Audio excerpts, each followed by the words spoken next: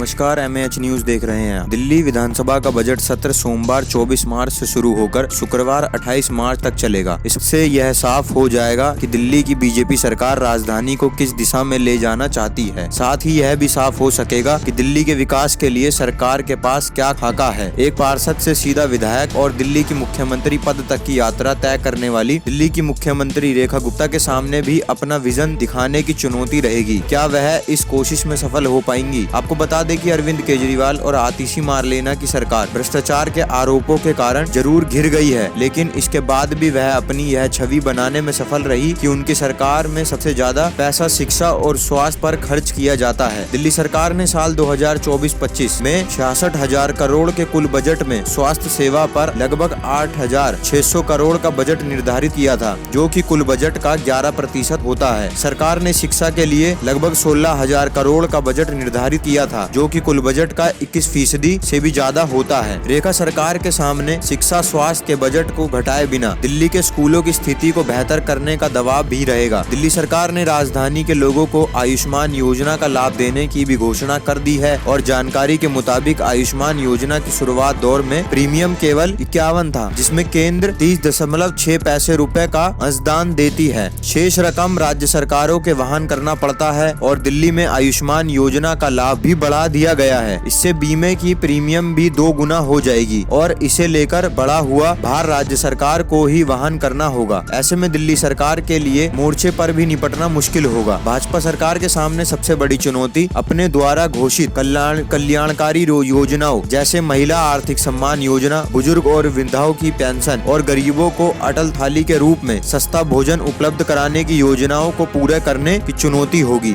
उसे पूर्व सरकार द्वारा घोषित कल्याणकारी योजनाओं जैसे कि मुफ्त बिजली, पानी, दिल्ली बसें और मुफ्त सफर को जारी रखने का भी होगा। सबसे बड़ी बात यह है कि यह सारा काम बिना टैक्स का बोझ बढ़ाए करना होगा। यदि सरकार किसी तरह टैक्स का बोझ बढ़ाती है तो वह लोगों के बीच आलोपट है। बीजेपी ने चुनाव के दौरान यमुना की सफाई को एक बड़ा मुद्दा बनाया था और अब उसे इस चुनौती पर खरा उतरना है कि वह पहले सालों के अंदर यमुना को साफ करके दिखाए। बीजेपी नेता मंत्री भी समझ रहे हैं कि यह चुनौती बहुत बड़ी है। इसके लिए दिल्ली के हर नाले से निकलने वाली गंदगी को यमुना में गिरने से पहले ही उसके पानी को साफ करना होगा। इसके लिए जगह जगह पर STP बनाने होंगे और पुराने STP को पूरी क्षमता के साथ काम करना होगा। यह भारी भरकम खर्च और समय लगाने वाला काम होगा। इस मुद्दे पर जिस तरह की प्रतिबंधित खुद प्रधानमंत्री नरेंद्र मोदी ने जताई है, बीजेपी इस मुद्दे से पीछे नहीं हट सकती, बल्कि यही वह काम होगा जिसे पूरा करके सरकार यह दिखाने की कोशिश करेगी कि उसे चुनकर जनता ने कोई गलती नहीं की है। ऐसे में यह काम सरकार की प्राथमिकता में रहने वाला है। सरकार को इसे लेकर बजट जुटाना और यमुना के साफ करना बड़ी चुनौती साबित होता दिखाई पड़ रहा है। इन सब चुनौतियों के बीच यह देखना दिलचस्प होगा कि रेखा सरकार अपने बजट में क्या पेश करती है। Report MAH news.